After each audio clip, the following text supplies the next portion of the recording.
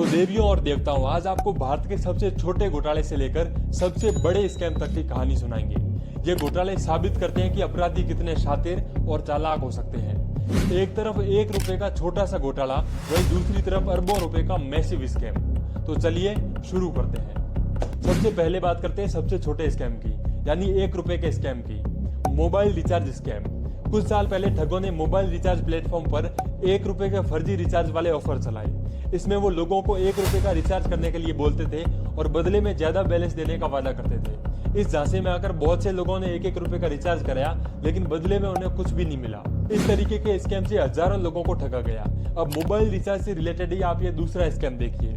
इस मैसेज में स्कैमर्स ने लिखा है कि पीएम मोदी ने एक स्कीम लॉन्च की है, जिसमें वो 800 रुपए का रिचार्ज फ्री में दे रहे हैं, ताकि ज्यादा से ज्यादा लोग बीजेपी को वोट कर सकें। अगर आपके पास भी इस तरीके के फ्री गिफ्ट और फ्री रिचार्ज वाले मैसेज आते हैं तो उनको तुरंत रिपोर्ट करें और ब्लॉक करें। अगर आपने गलती से भी उस मैसेज में दिए गए लिंक पर क्लिक कर दिया तो ये स्कैमर्स उस लिंक के जरिए आपके स्मार्टफोन में वायरस या फिर मॉलवेयर इंजेक्ट कर सकते हैं, जो आपके फोन से आपकी बैंकिंग डिटेल्स को चोरी कर सकते हैं और आपके बैंक अकाउंट को खाली तक कर सकते हैं। और गलती से भी ऐसे मैसेज को कभी भी फॉरवर्ड ना करें। नंबर 2, 10 रुपए का घोटाला, एटीएम कार्ड क्लोनिंग। साल 2018 में दिल्ली में एक बड़ा क्लोनिंग रैकेट पकड़ा गया।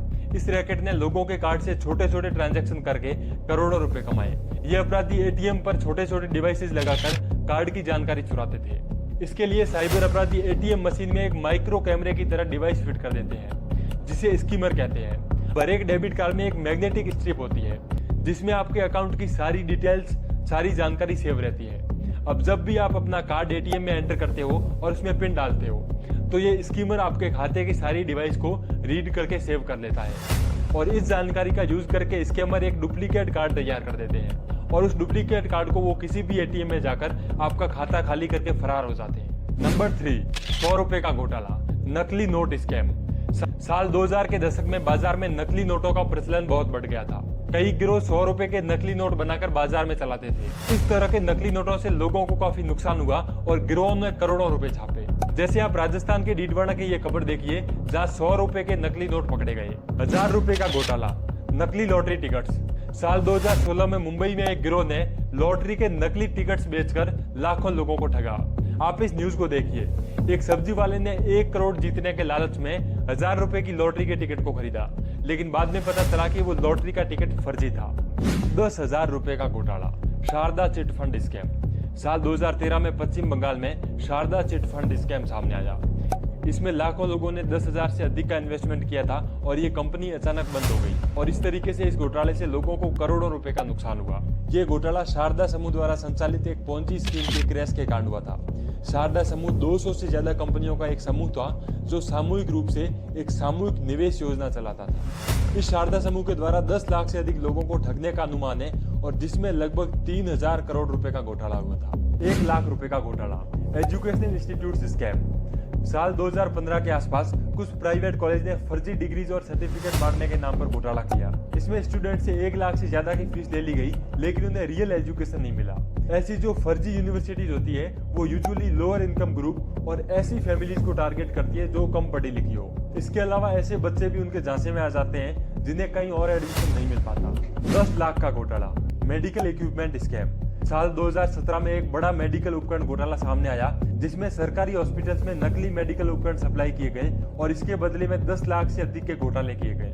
आप मेडिकल घोटालों की यूपी और एमपी की ये न्यूज देखिए। 1 करोड़ के स्कैम, सरकारी कॉन्ट्रैक्ट स्कैम। इसमें कई कॉन्ट्रैक्टर मिलकर फर्जी बिल बनाते हैं और करोड़ों रुपए की धांधली करते हैं।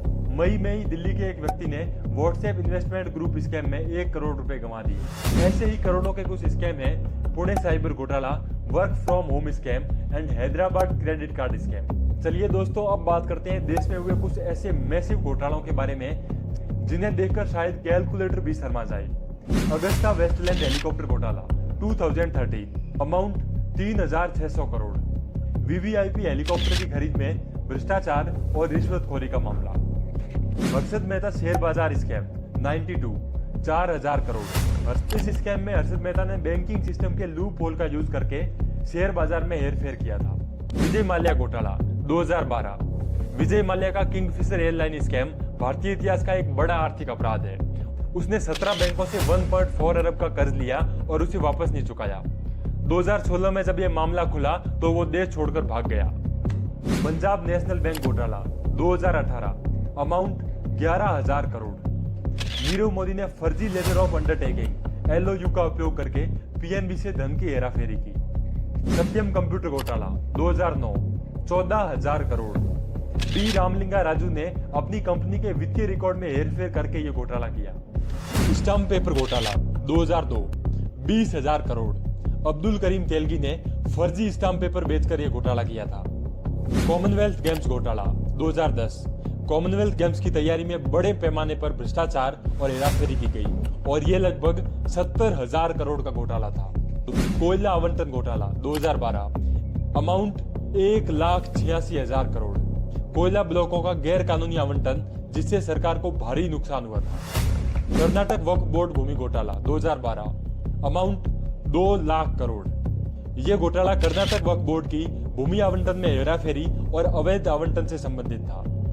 इंडिया में अब तक हुए सबसे बड़े घोटालों में शुमार 2G स्पेक्ट्रम घोटाला है, जिसका अमाउंट 1.76 लाख करोड़ है। 2008 में यह घोटाला तब सामने आया जब सरकार ने मोबाइल टेलीकॉम कंपनियों को कम दरों पर स्पेक्ट्रम लाइसेंस जारी किए।